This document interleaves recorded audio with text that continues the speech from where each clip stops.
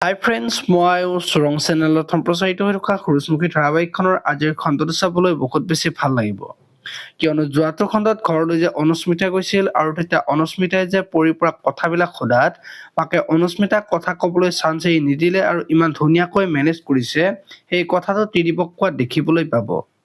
আৰু তেতিয়া ত্ৰিদীপে মায়ে আচলতে নিজৰ জীৱনত বহুতো সমস্যা ঘটিছে, সেয়ে মায়ে সকলো সমস্যা ধুনীয়াকৈ চম্ভালিব জনা হৈছে বুলি ক'ব। আৰু ইয়াৰ উপৰিও মই তেওঁৰ বাবে জান হয় আৰু মোৰ সুখৰ বাবে সকলো কৰিব পাৰে, সেয়ে মায়ে মোক সুখী কৰিবলৈ গৈ তোমাকো সুখী ৰাখিব বিচাৰে আৰু তেওঁ জানে যে মোৰ বাবে তুমি জান হয় বুলি কোৱা দেখিবলৈ পাব। এইফালে আকৌ সোণৰ দেউতাকৰ গাটো বহুত বেছি বেয়া লাগিব আৰু তেতিয়া শুই থাকিব, আৰু শেৱালিয়ে শুই থকা দেখি দেউতা আপোনাৰ কি হৈছে এনেকৈ কেকাই আছে যে উঠকচোন এবাৰ বুলি ক'ব। আৰু তেতিয়া দেউতাকে মই উঠিব নোৱাৰো, গাটো কিবা ভাল লগা নাই, ভৰিখনো বিষাইছে বুলি কোৱাত শেৱালিয়ে দেউতাকক মালিচ কৰি দিয়া দেখিবলৈ পাব। এতিয়া বাৰু দেউতাকে ভাল পাবনে দেখিবলৈ পাব আজিৰ খণ্ডটোত। আপোনালোকে সূৰুযমুখী ধাৰাবাহিকখন চাই কেনেকুৱা পায় কমেণ্ট কৰি জনাব। আৰু যদি আপোনালোকে এতিয়ালৈকে চেনেলটো ছাবস্ক্ৰাইব কৰা নাই তেতিয়াহ'লে চেনেলটো ছাবস্ক্ৰাইব কৰি বেল আইকনটো প্ৰেছ কৰি দিব। ধন্যবাদ।